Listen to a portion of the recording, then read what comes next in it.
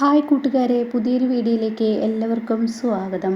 അങ്ങനെ സൂര്യ മാലയിട്ടതിൽ പിന്നെ നന്ദിനി ആ വീട്ടിലെ സർവ്വ അധികാരങ്ങൾ കൈയടക്കുകയാണ് കേട്ടോ. അതായത് സൂര്യ മാലയിട്ടത് അത് ഭക്തി കൂടെ തന്നെ കൊണ്ടുപോകണം എന്നുള്ള ആ ഒരു തീരുമാനം നന്ദിനി എടുക്കുകയാണ്. എന്നാൽ ഇതിനെ അനുകൂലിക്കാൻ പത്മയുണ്ട് കേട്ടോ. അങ്ങനെ ഇവരൊക്കെ ആകെ പെടാപാട് പെടുകയാണ്. കാരണം വീട്ടിലിടുന്ന ചെരുപ്പ് പുറത്തിടണമെന്നും അതുപോലെ വീട്ടിലോട്ട് ചെരുപ്പ് കയറ്റാൻ പാടില്ല, ഇറച്ചി കയറ്റാൻ പാടില്ല, മീൻ കയറ്റാൻ പാടില്ല, അങ്ങനെ ഒരുപാട് തെറ്റുകുറ്റങ്ങൾ നന്ദിനി പറയണം കേട്ടോ. ഇതൊക്കെ കേട്ട് ഒത്തിരി ദേഷ്യം പിടിക്കുകയാണ്. എന്നാൽ ഈ സമയം സൂര്യക്കാണെങ്കിലോ താൻ മാലയിട്ടത് കൊണ്ട് തന്നെ, അതുപോലെ തന്നെ മണിയും മാലയിട്ടത് കൊണ്ട് തന്നെ, ഒരുപക്ഷെ രാജു ആയിരിക്കാം കേട്ടോ, അതൊന്നും ഉറപ്പ് പറയാൻ പറ്റത്തില്ലേ. ഒരുപക്ഷെ രാജുവോ മണിയെ മാറ്റി രാജു വരുമോ എന്നും പറയാൻ എനിക്ക് കഴിയില്ലേ. ഞാൻ ഒരാളുടെ പേര് പറഞ്ഞതാണ്. അപ്പോൾ ഈ രാജു അല്ലെങ്കിൽ മണി ആരെങ്കിലും ഒരാൾ മാലയിട്ടിട്ടുണ്ടാവും. അങ്ങനെ ഈ മാലയിട്ടത് കൊണ്ട് തന്നെ എന്തായാലും അവിടെ മണിയെ സ്വാമി എന്ന് വിളിക്കണം എന്ന്. എന്നാൽ തൻ്റെ വീട്ടിലെ വേലക്കാരനെ അങ്ങനെ സ്വാമി എന്ന് തനിക്ക് വിളിക്കാൻ കഴിയില്ല എന്ന് ഇന്ദ്രജ വേദ വിജയും. അപ്പോൾ ആ സമയം ഇത് കേട്ട ഉടൻ തന്നെ സൂര്യ പറയണേ, ഇനി മുതൽ ഇവർക്കുള്ള ഭക്ഷണം നീ വിളമ്പി കൊടുക്കുകയോ ചെയ്യുകയോ ഒന്നും ചെയ്യരുത്. സ്വാമി എന്ന് നിന്നെ എപ്പോൾ വിളിക്കുന്നോ അന്നേ നീ വിളമ്പാൻ പാടുള്ളൂ എന്ന് പറയണം കേട്ടോ.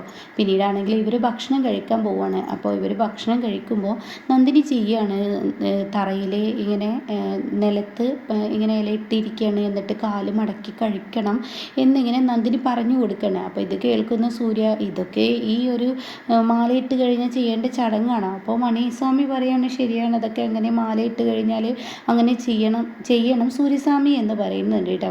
അപ്പോൾ നന്ദിനി പറയാണ്, അങ്ങനെ ചെയ്യണം സ്വാമി, മാലയിട്ടല്ല, അതാണ് ടേബിളിലിരുന്ന് കഴിക്കാനൊന്നും പാടത്തില്ല, താഴെ ഇരുന്ന് കഴിക്കുന്നതാണ് അതിൻ്റെ ഭക്തി എന്ന് പറയുന്നുണ്ട്. അങ്ങനെ ഇവർക്കാണെങ്കിൽ വിശക്കുന്നുണ്ട്. അപ്പോൾ ഇവർ വന്നിട്ട്, മണി ഞങ്ങൾക്കുള്ള ഭക്ഷണം വിളമ്പി വെക്കുക എന്ന് ഇന്ദ്രജയും വേദയും പറയാണ്. അത് കേട്ട സൂര്യ പറയണേ, ഒരിക്കലും നിങ്ങൾക്കുള്ള ഭക്ഷണം വിളമ്പില്ല എന്ന് പറഞ്ഞിട്ടുണ്ട് ഞാൻ. മണിസ്വാമി എന്ന് വിളിച്ചാലാണ് ഭക്ഷണം വിളമ്പുള്ളൂ. അപ്പോഴേക്കും സൂര്യക്കുള്ള ഭക്ഷണം വിളമ്പി വെക്കുമ്പോൾ മണിയോട് ഇരിക്കാൻ സൂര്യ ആവശ്യപ്പെടുകയാണ്. സ്വാമിമാരിരിക്കണം, സ്വാമിമാരിരുന്ന് ഭക്ഷണം കഴിച്ചതിന് ശേഷമാണ് ഞങ്ങൾക്ക് കഴിക്കാൻ പറ്റത്തുള്ളൂ എന്ന്. അപ്പോൾ നന്ദിനി പറയാണ് ഇന്ദ്രജയോടും വേദയോടും, അതെ ഇവിടെ സ്വാമി ഭക്ഷണം കഴിയട്ടെ, എന്നിട്ടാണ് നിങ്ങൾക്ക് ഭക്ഷണം കഴിക്കാൻ പറ്റത്തുള്ളൂ എന്ന്. അത് കേൾക്കുന്ന സൂര്യക്ക് ഒത്തിരി ഇന്ദ്രജയ്ക്കും വേദയ്ക്ക് ഒത്തിരി ദേഷ്യം പിടിക്കണം. ഇന്ദ്രജയും വേദ പറയണം, ആഹാ അങ്ങനെയായോ ഈ വീട്ടിലെ കാര്യങ്ങൾ, ഞങ്ങളുടെ വീട്ടിൽ ഞങ്ങൾക്ക് നേരാവണ്ണം ഭക്ഷണം കഴിക്കാനും കൂടി പറ്റത്തില്ലെന്നാ നീയാണോടി ഇത് തീരുമാനിക്കുക. അപ്പോൾ അത് കേട്ട ഉടൻ തന്നെ, അയ്യോ ഞാൻ തീരുമാനിച്ചതല്ല, സൂര്യസ്വാമി മാലയിട്ടത് കൊണ്ട് തന്നെ അതിൻ്റെ ചിട്ടവട്ടങ്ങൾ നമ്മൾ അങ്ങനെ ചെയ്യണമെങ്കിലാണ് ആ മാലയിട്ടതിൽ കാര്യമുള്ളൂ, അല്ലെങ്കിൽ അതിൻ്റെ ദോഷം കിട്ടുമെന്നൊക്കെ പറയുമ്പോൾ ഉടൻ തന്നെ സൂര്യ ഇത് ദേഷ്യത്തോടു കൂടി നിൽക്കുന്നുണ്ട്. സൂര്യക്കാണെങ്കിലോ ദേഷ്യം ഇങ്ങനെ തലക്ക് കയറാണ്, തിരിച്ചടിക്കാൻ തോന്നുന്നുണ്ട്. പക്ഷേ സൂര്യക്ക് തിരിച്ചടിക്കാനും കഴിയില്ല. കാരണം എന്തെന്ന് വെച്ചാൽ സൂര്യ മാലയിട്ടൊക്കെയല്ലേ, അപ്പോൾ അതിൻ്റേതായ ഭക്തിയോടുകൂടി എല്ലാവരോടും പെരുമാറണമല്ലോ. അപ്പോൾ അതുകൊണ്ട് സൂര്യ അവിടെ തൻ്റെ ദേഷ്യം അടക്കി പിടിക്കണം. അങ്ങനെ മണിയും സൂര്യയും കൂടി ഇരുന്ന് ഭക്ഷണം കഴിക്കണം. അപ്പോഴേക്കും പുറത്ത് പത്മ വന്നിരിക്കുകയാണ്. അപ്പോൾ പത്മയുടെ കാറിൻ്റെ സൗണ്ട് കേട്ട ഉടൻ തന്നെ പത്മയുടെ അടുത്തോട്ട് ഇന്ദ്രജയും വേദയും ഓടിച്ചെല്ലുകയാണ്. എന്നിട്ട് വിജയും പോകുന്നുണ്ട് കേട്ടോ. അപ്പോൾ ഉടൻ തന്നെ, എന്താ നിങ്ങൾ എന്നെ തിരഞ്ഞ് ഇങ്ങോട്ടേക്ക് വന്നിരിക്കുന്നത്? അതെ അമ്മേ, ഞങ്ങൾക്ക് നന്നായി വിശക്കുന്നുണ്ടെങ്കിൽ അകത്ത് ഭക്ഷണം ഉണ്ടാവും, അതെടുത്ത് കഴിക്കുക. അതിന് ഞങ്ങൾക്ക് ഭക്ഷണം വിളമ്പി തരാനോ ഭക്ഷണം തരാനോ ആരും തന്നെ ഇല്ല. അതെന്താ ഇവിടെ ആരും ഇല്ലാത്ത? മണി എവിടെ പോയി? മണിയില്ലേ? അത് അവന് ഭക്ഷണം വിളമ്പാൻ പാടില്ലെന്നാണ് പറഞ്ഞിരിക്കുന്നത്. ഓഹോ, അവന് അത്ര അധികാരമോ? അവൻ നിങ്ങൾക്ക് ഭക്ഷണം വിളമ്പി തരില്ല എന്ന് അവൻ പറഞ്ഞു. അതെ അമ്മേ, അവന് ഭക്ഷണം വിളമ്പി തരില്ല എന്ന് പറഞ്ഞിരിക്കുന്നു. അവനെ മണിസ്വാമി എന്ന് വിളിച്ചാൽ മാത്രം അത്രേ അവൻ ഭക്ഷണം വിളമ്പി തരുള്ളൂ. ഓഹോ, ഈ വീട്ടിലെ വേലക്കാരനെ സ്വാമി എന്ന് വിളിക്കണമെന്നോ മണിസ്വാമി എന്നോ? അതൊന്നും നടക്കത്തില്ല എന്ന് പറഞ്ഞ് പത്മ ദേഷ്യത്തോടു കൂടി അങ്ങോട്ടേക്ക് വരുമ്പോൾ താൻ കാണുന്ന കാഴ്ച തൻ്റെ മകനും മണിയും കൂടി ഇരുന്ന് ഒരുമിച്ച് തറയിലിരുന്ന് ഭക്ഷണം കഴിക്കുകയായിരിക്കും. ഇത് നന്ദിനി വിളമ്പി കൊടുക്കുകയെ. അപ്പോൾ ഇത് കാണുമ്പോൾ തന്നെ ഒരു വേലക്കാരൻ്റെ കൂടെ സൂര്യ ഇരിക്കുന്നതിൽ പത്മക്ക് അത് ഇഷ്ടപ്പെടുന്നില്ല. അപ്പോൾ പത്മ പറയാണ്, മണി നീ എന്താടാ ഈ കാണിക്കുന്നത്? വീട്ടിലുള്ളവർ ഭക്ഷണം കഴിക്കാതെ നീ ഭക്ഷണം കഴിക്കുന്ന?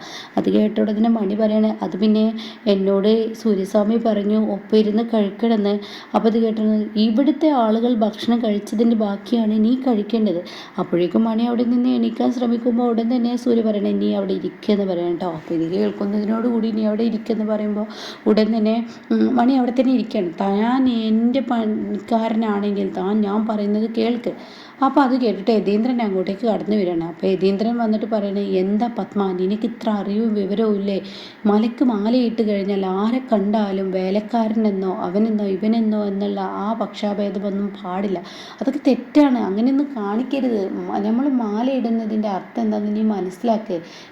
ഇവിടെ മണി ഇപ്പോൾ സ്വാമിയാണ്. സ്വാമിയുടെ ലെവലിൽ കാണൂ. അപ്പോഴേക്കും സൂര്യ പറയണേ, അതെ മണിസ്വാമി എന്ന് വിളിക്കൂ, ബഹുമാനമില്ലാതെ മണി എന്ന് വിളിക്കാതെ എന്ന് പറയട്ടോ. അപ്പോഴേക്കും ഓക്കെ സ്വാമി ഇവർക്ക് ഭക്ഷണം കൊടുക്കുന്നുണ്ട്. അപ്പോൾ സൂര്യ പറയണേ, ഇല്ല, ഇവരുടെ ഭക്ഷണം കഴിക്കൽ കഴിയട്ടെ, മണിസ്വാമിയുടെ ഭക്ഷണം കഴിക്കൽ കഴിഞ്ഞതിന് ശേഷമാണ്. അപ്പോഴേക്ക് യതീന്ദ്രൻ പറയണേ, നിന്റെ മക്കൾക്ക് ഭക്ഷണം ഉണ്ടാക്കി ടേബിളിൽ വരെ എത്തിച്ചെങ്കിൽ അതെടുത്തിട്ട് അങ്ങ് കഴിക്കാൻ നിൻ്റെ മക്കൾക്ക് കഴിയില്ലേ? അപ്പോഴേക്കും ഉടൻ തന്നെ പത്മക്ക് ദേഷ്യം പിടിക്കണം. അപ്പോൾ കേട്ടില്ല മമ്മി ഡാഡി പറയുന്നത്. അപ്പോഴേക്കും പത്മ പറയണേ, ഇവിടെ വേറെയും കാട്ടുപൂത്തുകളിൽ നിന്ന് നോക്കുന്നുണ്ടല്ലോ, ഈ കാട്ടുപൂത്തിനെ കൊണ്ട് വിളമ്പി കൊടുത്തൂടെ എന്ന് ചോദിക്കുകയാണ് കേട്ടോ. അത് പറയുന്നത് നന്ദിനിയാണെന്ന് മനസ്സിലായി. നന്ദിനി അത് പറയുമ്പോൾ ഒരിക്കലും അംഗീകരിക്കാൻ സൂര്യക്ക് കഴിയുന്നില്ല. അപ്പോൾ സൂര്യ ദേഷ്യത്തോടു കൂടി അത് കാട്ടുപൂത്ത് എന്ന് പറഞ്ഞിട്ട് എൻ്റെ ഭാര്യയല്ല എന്ന് പറയാനൊരുങ്ങുമ്പോഴേക്കും നന്ദിനി സൂര്യയുടെ തോളിൽ പിടിക്കുകയാണ്. അപ്പോൾ സൂര്യ ചിന്തിക്കണം, എൻ്റെ ഭാര്യയെ കാട്ടുപോത്തെന്ന് വിളിച്ചില്ലേ, ഇനി ആ വായ കൊണ്ട് തന്നെ നിങ്ങൾ എൻ്റെ ഭാര്യ നല്ലൊരുവളാണെന്നും മഹാലക്ഷ്മിയാണെന്നും അതുപോലെ വേറെ എന്ത് വിളിപ്പിക്കാൻ എനിക്കറിയാമെന്ന് പറയാൻ കേട്ടോ. പിന്നീടാണെങ്കിലോ എന്തോ ഒരു തീരുമാനം സൂര്യ മനസ്സിലെടുത്തിരിക്കുകയാണ്. അങ്ങനെ സൂര്യ മണിയെയും കൊണ്ട് പോവാണ്. മണി നീ ഞാൻ പറയുന്നത് പോലെ ചെയ്യണമെന്ന് പറയണേ, ശരിയെന്ന് പറയാണ്. അങ്ങനെ എന്തൊക്കെയോ സൂര്യ പറഞ്ഞു കൊടുക്കുന്നുണ്ട്. അങ്ങനെ പിറ്റേ ദിവസം രാവിലെ ആകുമ്പോഴേക്കും നന്ദിനി കുളിച്ച് വരികയാണ്. അപ്പോൾ സൂര്യ അടുത്തോട്ട് വരികയാണ്. നന്ദിനി, നീ ഇത്ര രാവിലെ കുളിച്ചോ?